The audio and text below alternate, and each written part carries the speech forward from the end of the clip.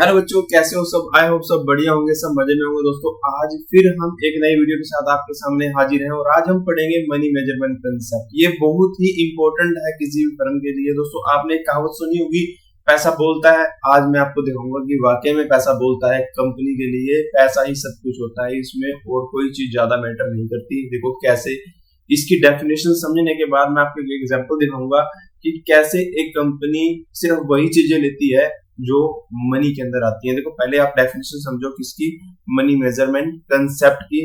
देखो money measurement concept क्या है, ये बोलते हैं कि ये प्रिंसिपल जो है वो ये बताता है कि आपको सिर्फ ओनली वही ट्रांजैक्शंस रिकॉर्ड करनी है जिनकी अपनी एक मॉनेटरी वैल्यू होती है।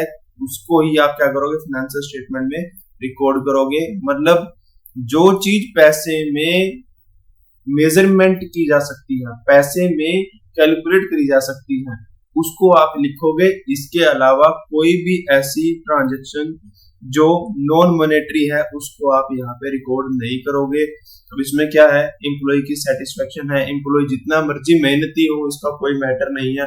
कस्टमर आपके जितने मर्जी लॉयल हो इसको कोई मैटर नहीं है। वजह क्या है, क्योंकि इसकी कोई मॉनेटरी वैल्यू नहीं है और ये फाइनेंशियल स्टेटमेंट में नहीं आ सकते।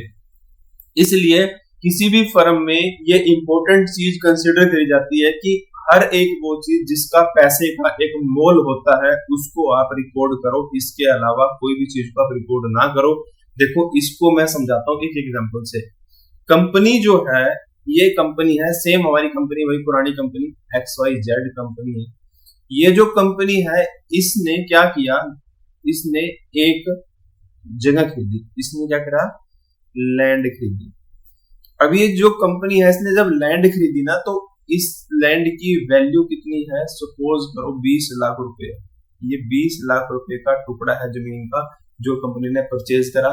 देखो मैं इसमें क्या बोल रहा हूं, कंपनी का एक टुकड़ा है 20 लाख रुपए का, तो उस लैंड की वैल्यू कितनी है, 20 लाख। मतलब आप इसको मेजर कर सकते हो, इसकी अपनी एक वैल्यू है। इसलिए आप क्या करते हो, इसको रिकॉर्ड करते हो। ये बहुत जरूरी है क्योंकि जो भी ऐसी टर्म है जो पैसे में है वो कहाँ जाती है, वो फाइनेंशियल स्टेटमेंट में जाती है। और ये स्टेटमेंट आपके आउटसाइड पर्सन जो भी हैं, आपके क्रेडिटर हैं, आपके बैंक्स हैं, गवर्नमेंट है, इन्वेस्टर्स हैं, आप खुद भी हो, आप सबको इसमें इंटरेस्ट होता है।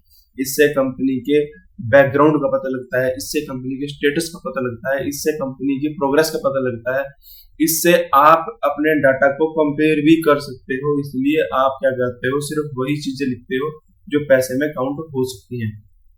चलो नेक्स्ट चलते हैं। इसके अंदर देखो आपके सामने एक पर्सन बैठा है। ये कौन है, कंपनी का एम्प्लॉय है।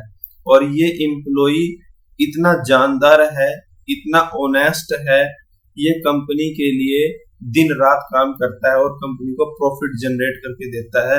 लेकिन दुख की बात ये है, इसको रिकॉर्ड हम नहीं करते क्योंकि इसको आप मनी में मेजर नहीं कर सकते। चाहे जितना मर्जी लॉयल है, जितना मर्जी डेडिकेटेड है, जितना मर्जी ऑनेस्ट है, कंपनी के लिए ये चीज मैटर नहीं करती क्योंकि इससे कंपनी की बैलेंस शीट में कुछ भी रिफ्लेक्ट नहीं होता जिससे कंपनी लोगों को ये दिखा सके कि हमारी कंपनी कितनी अच्छी है। कंपनी अच्छी पैसे से होती है, ना कि आपकी मेहनत से। मेहनत तो पैसा कमा के देगी, जिस दिन मेहनत पैसा कमा के देगी वो बैलेंस शीट में आएगा, तब आप उसको रिकॉर्ड करोगे, अदरवाइज उसको आप रिकॉर्ड नहीं कर सकते। एक और एग्जांपल आपको देता हूं। देखो कंपनी यहाँ क्या करती है, कुछ काम करती है। देखो किसी भी कंपनी का अगर आप रिकॉर्ड चेक करोगे तो वो क्या करती है, रिसर्च करती है। क्या करती है, रिसर्च करती है। अब रिसर्च करना क्यों जरूरी है, क्योंकि आज की मार्केट में कंपटीशन बहुत है, तो वहां आपको अगर सरवाइव करना है तो कुछ नया आपको करना पड़ता है। तो रिसर्च ये करती है। रिसर्च के ऊपर कंपनी क्या कर रही है, बहुत पैसा स्पेंड करती है।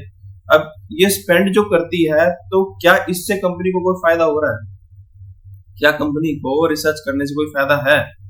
भाई अभी के लिए तो नहीं है, लेकिन हाँ फ्यूचर में इसका फायदा हो सकता है। फ्यूचर में जब होगा तब की तब दिखी जाएगी। लेकिन उस टाइम भी हम रिसर्च को नहीं लिखेंगे। हम सिर्फ क्या लिखेंगे कि रिसर्च की वजह से जब सेल बढ़ेगी तो हम सिर्फ सेल को लिखेंगे, इसमें रिसर्च की गई थी, इस चीज का जिक्र हम नहीं करेंगे। मतलब क्यों नहीं करेंगे? क्योंकि इसकी अपनी कोई मॉनेटरी वैल्यू नहीं है। तो एक फर्म क्या करती है, सिर्फ उन्हीं टर्म्स को लेती है जिनका मनी में काउंट होता है, मनी में मेजर होता है। जरूरी भी है क्योंकि आपके पैसे से ही एक इन्वेस्टर को ट्रस्ट होगा, आपकी बातों से ट्रस्ट नहीं होगा कि हमारे इतने एम्प्लॉय अच्छे हैं, हमारी ये रिसर्च होती है, ये होता है। अरे भाई, अगर एम्प्लॉय अच्छे हैं, अगर रिसर्च अच्छी है, तो उससे क्या होगा, आपका सेल जनरेट होगा, आपकी बैलेंस शीट खुद ब खुद बोलेगी। तो आपने एक बात समझ ली होगी यहाँ की मनी मेजरमेंट कंसेप्ट किसी भी फर्म के लिए कितना जरूरी है, और ये जरूरी होना भी चाहिए। आपको काम करते रहना चाहिए सिर्फ इसलिए ताकि आपकी बैलेंस शीट्स इंप्रूव हो सके। आई होप आपको ये चीज अच्छी लगी होगी और आपको समझ में भी आ गया होगा कि मनी मेजरमेंट कंसेप्ट क्यों जरूरी है, कैसे जरूरी है और किस लिए कंपनी इसको फॉलो करती है। तो अगर आपको कोई डाउट इसमें रहता हो तो आप कमेंट सेक्शन में पूछ सकते हैं, मैं इसका रिप्लाई आपको जरूर करूंगा। वीडियो अच्छी लगी हो तो लाइक करें, सब्सक्राइब करें चैनल को, जरूर अपने दोस्तों के साथ शेयर जरूर करना। अपना खुद का फायदा ना देखो, दूसरों को भी इसका फायदा दो। तो मिलते हैं अगली वीडियो में, तब तक के लिए बाय बाय, टेक केयर।